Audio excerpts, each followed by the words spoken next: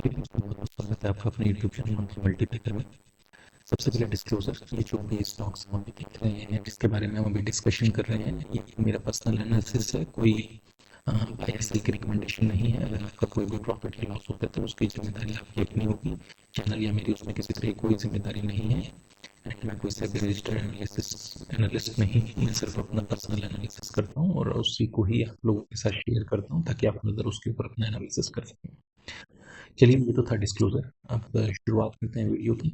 हमने बात की थी पहले गॉडियम आईडीएफ की। मैंने आप लोगों को बताया था कि कैसे ये शेयर मल्टीबैगर शेयर की पोटेंशियल रखता है।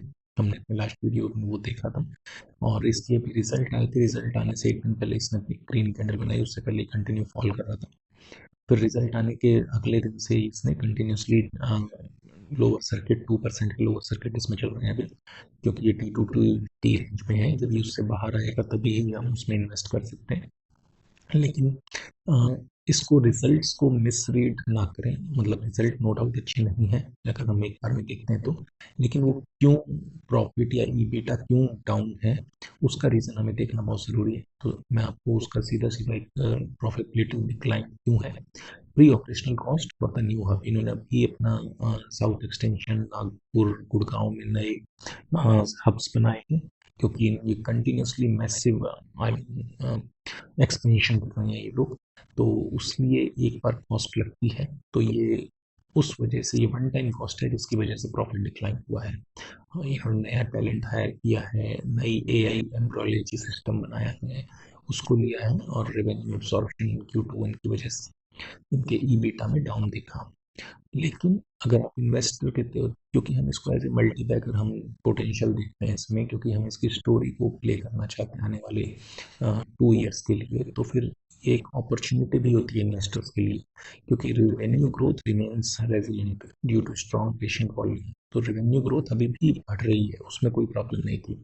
मार्जिन प्रेशर क्यों आया? क्योंकि short term due to aggressive expansion.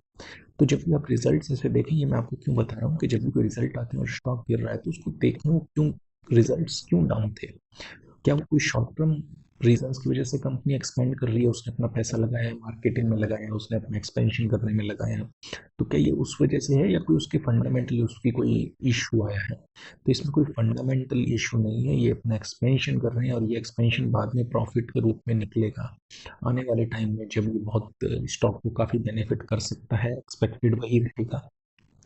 तो ये एक अच्छा टाइम है। मतलब जब ये T2T रेंज से बाहर आए तो ये एक्यूमुलेशन का एक अच्छा टाइम है। तो अगर कोई भी बंदा एनालिसिस करता है तो वो इस तरीके से एनालिसिस करे, इस रिजल्ट को पढ़ें। जब आप देखें कि भाई प्रॉफिटेबिलिटी डिक्लाइंड है तो क्यों है, और उसमें इन्वेस्टर्स को अगर हम लॉन्ग टर्म परस्पेक्टिव रखते हैं तो ये शॉर्ट टर्म में क्या ये अपॉर्चुनिटी है या इसमें से एग्जिट करना चाहिए। तो ये मेरा आपको बताने का मतलब गॉडियम आईवीएफ से यही था कि हमें कोई रिजल्ट आता है तो उसको कैसे एनालाइज करना होता है। 3 केबल का हमारा शॉर्ट टर्म था, वो ऑलरेडी रिजल्ट ऊपर था तो हमने उस तरीके से उसको ट्रीट किया। ये हम मल्टी बैगर के लिए देख रहे थे और हमने उस वक्त उसमें एंट्री नहीं ली थी। तो ये अब आप इसको देखें, इसको अपने एनालिसिस में लाएं। ये जब नीचे आ रहा है तो ये क्या ये अपॉर्चुनिटी बनती है, और अगर आप लें तो अपना रिस्क एनालिसिस करके लें। तो ये तो था पिछले गॉडियम आईवीएफ का एक डिस्कशन जो हमने पिछली बार किया था। रिजल्ट्स को कैसे हमें रीड करना चाहिए, उनमें क्या चीज़ मेनली देखनी चाहिए, ये मैंने आपको बताया कि अगर प्रॉफिट डिक्लाइंड है, लॉस आया है तो किस वजह से आया है वो ज़रूर चेक करें, और वो इन्वेस्टर्स के लिए कैसे बेनिफिशियल होता है। अब जो दूसरा स्टॉक है वो हम बात कर रहे हैं HSCL, हिमाद्री स्पेशलिटी केमिकल्स। तो ये हम पोजिशनल ट्रेड के हिसाब से देख रहे हैं इसको। मैं एक बार फिर से इसका चार्ट लगा लेता हूँ। अगर आप देखते हैं ये इसका वीकली चार्ट है, ये इसका डेली चार्ट है। ओके, ये आप इसको डेली चार्ट पे देखिए। और अगर ये एक्चुअली कंपनी पहले 4 साल की पुरानी ट्रेडिशनल उसमें वर्क कर रही थी, अब इसने रिसेंटली अपना चेंजेस किया है स्ट्रक्चर, और न्यू ईवी और जो एनर्जी स्टोरेज सिस्टम है उसमें जो कार्बन यूज आ रहा है उसमें इसने ट्रांजिशन किया है, और उसके बाद से ही इसका प्रॉफिट काफ़ी बेहतर है, और ये थीम शायद आगे भी इसको हेल्प करेगी। करंट चार्ट पैटर्न देखेंगे तो आपको एक चार्ट पैटर्न भी काफ़ी बेटर है, मतलब कि आपको प्रॉफिटेबल मूव की तरफ लेके जाता हुआ नजर आएगा।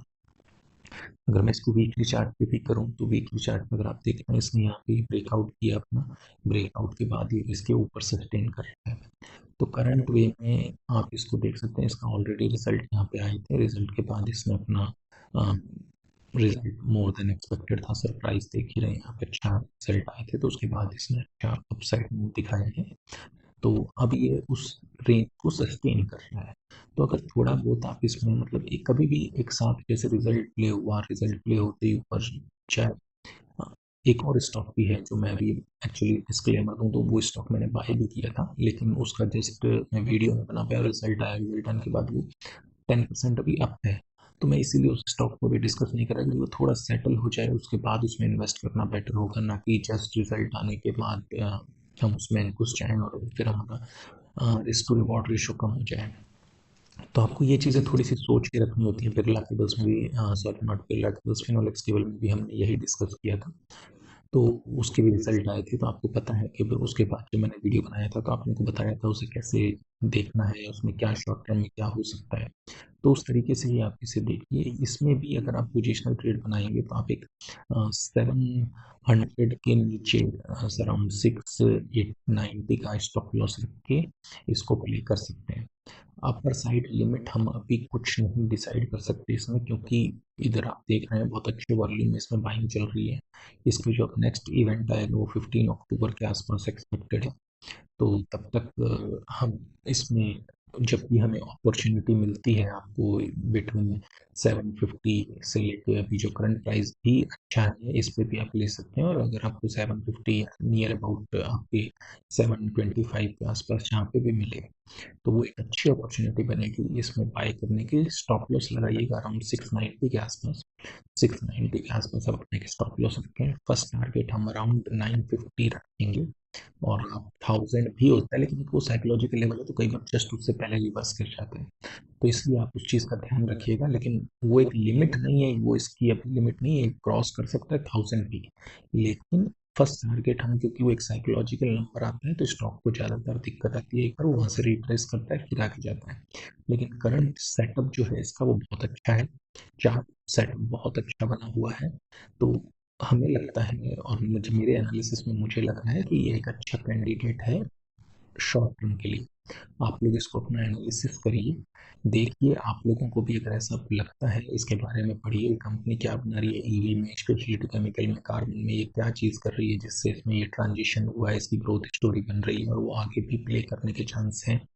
और प्लस इसके चार्ट्स पे जो चीज़ शो होती है इस चार्ट को एनालिसिस करिए और देखिए इसको कि आपको इसमें क्या नज़र आता है। लेकिन हाँ, एसएल अपना रिस्क एनालिसिस जरूर करके एसएल लगा के ट्रेड करिए जब भी करिए, जो जैसे कि हमने अभी तक जितने भी स्टॉक्स में देखा है, स्पेशली हम जो मल्टी बैगर स्टॉक्स देखते हैं उसमें हम एक प्योर एसएल नहीं लगाते, हम उसमें लेके चलते हैं कि हाँ भाई एक लिमिटेड अमाउंट ही डालेंगे और फिर वो मल्टी बैगर में जब कन्वर्ट होगा तो प्रॉफिट ज़्यादा देगा, लेकिन उसका हमारा एसएल हमेशा मल्टी बैगर का बड़ा होगा। तो लेकिन ये हम ऐसे मल्टी बैगर नहीं ले रहे हैं, हम इसको ऐसे पोजिशनल ट्रेड ले रहे हैं, तो आप इसमें एक एसएल लगा के रखिए और उसके बाद ही इसको ट्रेड करने की कोशिश कीजिए, या अगर आप करते हैं तो। और इसके रिलेटेड आपको कोई भी डाउट हो, किसी भी स्टॉक को रिलेटेड कोई भी डाउट हो, आप कमेंट कीजिए। अगर मैं उसको जितना हो सके कोशिश करूँगा आपको जवाब देने की।